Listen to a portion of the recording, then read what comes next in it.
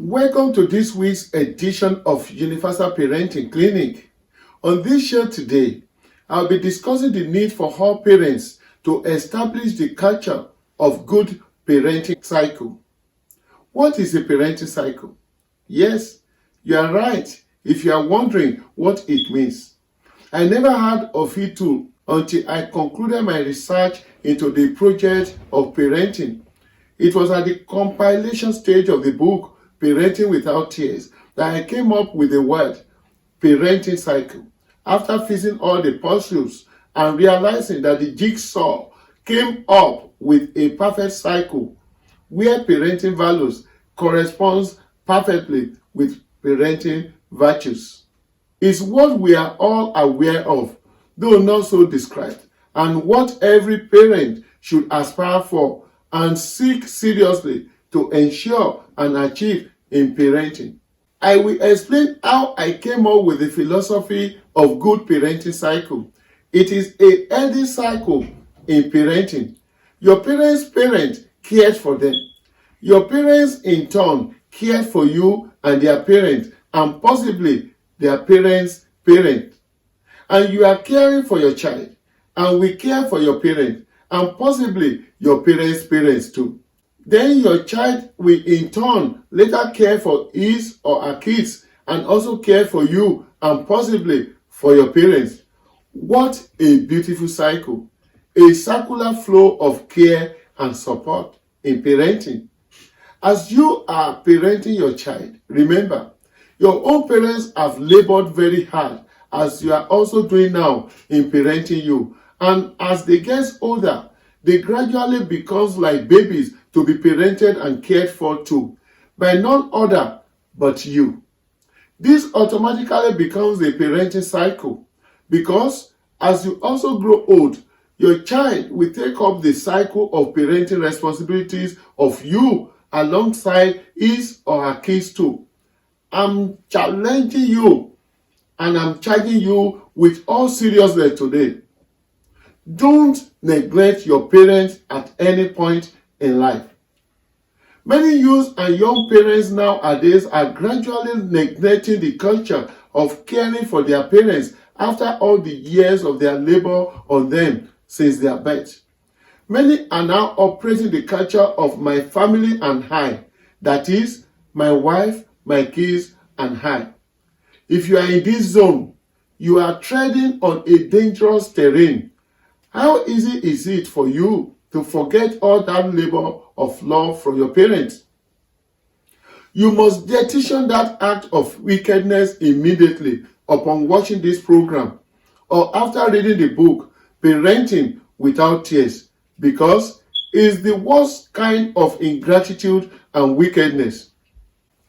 Think of all the several things, the several efforts, series of sacrifices, series of activities already discussed on this show, and parenting responsibilities still to be discussed that you have to go through all your years of parenting your child or children too. Someone paid the same parenting price on you and invested years of sacrifices over you to make you a success in life too. The months of pregnancy, the years of nurturing, breastfeeding, and sleeplessness by both parents, some moments of pain and tears, secret and inner tears, emotional tears, to ensure you become a success in life so you don't end in tears. The years of self-denials of good things of life so you don't lack certain necessary things in life. The years of hard labor to make provisions for you by both parents. Anyone that invests in life expects to harvest. Don't deny your parents of the fruits of their hard labor, so that your children will not deny you of all yours. Everyone that has sowed in tears expects to reap with joy. Don't allow your parents to reap tears despite their efforts at parenting you without tears. It's a common saying that every laborer is worthy of his wages. Don't deny your parents their wages after such meritorious labor over you, so that you too will not be denied your entitlements in life. This is because it is a cycle. It's a cycle of sowing and reaping, a simple cycle of give, and it shall be given back to you in good measure as you have given out. Teach your children this culture by your practical demonstration of love and support to your own parents. Let it flow and let it show. Any person who ignores and neglects his or her parents has broken a defined declaration, a spiritual cycle, and will never go unpunished one way or the other. Visit your parents. Take total care of all their needs. Shower love and affection on them. Ensure a good shelter befitting of your status and standard, even where possible, better than your status, because you still have age on your side. Ensure good mobility. Provide appropriate clothing, and never allow your parents to suffer for anything that you can afford. Let your children see what legacy you are laying in your parenting cycle. I still remember very well how my parents took great care of my paternal and maternal grandparents, their parents. They took care of their health care, their day-to-day needs, and made them enjoy in comfortable accommodation. They didn't have to say it because I saw everything.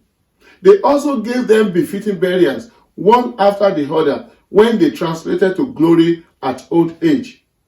Years later, when my siblings and I started to fit into the cycle, my parents would occasionally say, "Thank you. What we did for our parents were small compared to the payback we are getting from you." It is joy and excitement for us to care for our parents too, and we know they deserve every bit of it. They put their lives on the line, labored and sacrificed all for us to become somebody in life. Nothing should hinder you from maintaining this culture of parenting cycle. Remember one of the topics in the book, Parenting Without Tears, which will also be discussed on this program later too. There is no vengeance and no retaliation in parenting. Even if your parents abandoned you, or your parents didn't do much for you, or your parents neglected you while growing, still you have no excuse. The fact that they brought you to this world grants them the entitlement. They could have aborted your pregnancy, but they didn't. Play your part. Otherwise, you will be starting another cycle, a negative cycle of parenting retribution in the law of karma. That's bad parenting cycle, which is neither good for you nor rightly due to your child. If you are someone's wife and you are the one denying your mother-in-law and father-in-law the joy of their parenting harvest, you must make immediate amends now. Otherwise, you are creating a parenting cycle of karma against yourself. Are you a husband and you are not bothered about the welfare of your wife's parents? Yes, your parents-in-law. Start immediate correction now. Every little else, even if you are not well endowed financially, your moral support, greetings, and visits could be of tremendous help. Motivating your spouse to visit, call, and make regular checks on the parents could be invaluable at the parents' old age. Playing occasional oaths to accommodate your parents or in-law when practicable and necessary could help the moments of joy and support, which may promote long life and well-being of the elderly. Don't let your parents become abandoned property. Whether you are abroad or within reach, shouldn't hinder your kind gesture and reciprocity of the care and support in affordable proportions. Some children live in multi-million mansions, but their parents stay in dilapidated houses, and some even in rented apartments with rent arrears. Some people have multiple luxurious cars, yet their parents work and are trekking at old age. Some parents are wearing rags, but you see their children on social media trending with the latest fashion. You can spend millions to impress your fiancé or wife and could lavishly spoil her, but it's a struggle to spend a paltry sum or any amount on your parents. you don't also bother wishing, visiting, or calling your parents because you are too busy or afraid of the expenses. You are reputable among people and you are known as money personified, but your parents are living in obscurity and penury, engrossed in indebtedness and struggling in life. But you are happy to spend thousands of pounds sterling, naira, or dollars at their funeral, or you are not even bothered about that too. My parents taught me from infancy about the importance of starting the care and affection for parents early, and I'm glad for that. Because as at the time my father went to glory, I never expected that to happen. If I had been waiting till becoming a billionaire, I would have been miserable at his passing on. But thanks to God and to our parents for putting it in our mind to do every little we could afford from early age, it would have been miserable and regretful at the passing on of my father. My siblings and I celebrated him, supported him, respected him, cared and provided for him while alive to the best of our abilities, such that as painful as it was at his transition, the fact that we did all we could as his children, the thought that he lived a happy and comfortable life, the knowledge of his good life in Christ to guarantee his place in heaven by God's grace, and the several good legacies of him that we know as he impacted several lives positively, gave us the children the courage and source of joy to celebrate a life well lived with befitting funeral rites. And the memories of all we shared as a family, his sacrifices, the provisions he made for us, those moments of laughter and joy, the days of growing as kids, made it imperative that he lives on in our hearts forever. That knowledge and the memories of his love and his distinguished legacies motivated me to also publish a special book of reference in his memory titled The Legacies of Integrity. Continue to rest in peace, Chief Akimbawale Joseph Bibilari. You remain the best dad ever. I also appreciate you, my mom, too. You are simply the best. Please, I appeal to you. Celebrate your parents now and always. Provide for them before it's too late, because you never know how long you still have to do that. Don't wait until you become a multimillionaire, because it may be too late. You should know by now that there are things money cannot buy. I discussed this comprehensively under the topic of preparing for old age in parenting in the book Parenting Without Tears, and it's one of the over 100 topics that will still be discussed on this program. The reality is that no matter how strong, popular, or wealthy, when parents get to a certain age, they need physical and financial support. They need companionship. They need moral support. They need regular health checks and health care for their all-round well-being. They need motivation. They need reassurance. They need encouragement. Many start becoming like children and babies that must be daily cared for and provided for in several ways. All this they are given to you also in their early ages. And all of this you are giving to your children now. But all of this you will require at some point in your life too. God gave me the vision to recognize this fact while writing the book Parenting Without Tears, that it is a continuous cycle. Please, make it a happy and good parenting cycle, but the choice is yours. I have seen and heard of parents who are abandoned by all or some of their children at old age. I have seen parents suffering and lamenting the deplorable and deteriorating conditions they have been left due to lack of support from their children. In the course of this project, I saw children who relocated from their parents for greener pastures abroad, who never returned home once to see their parents alive until they are dead, even when they had the opportunity to do so.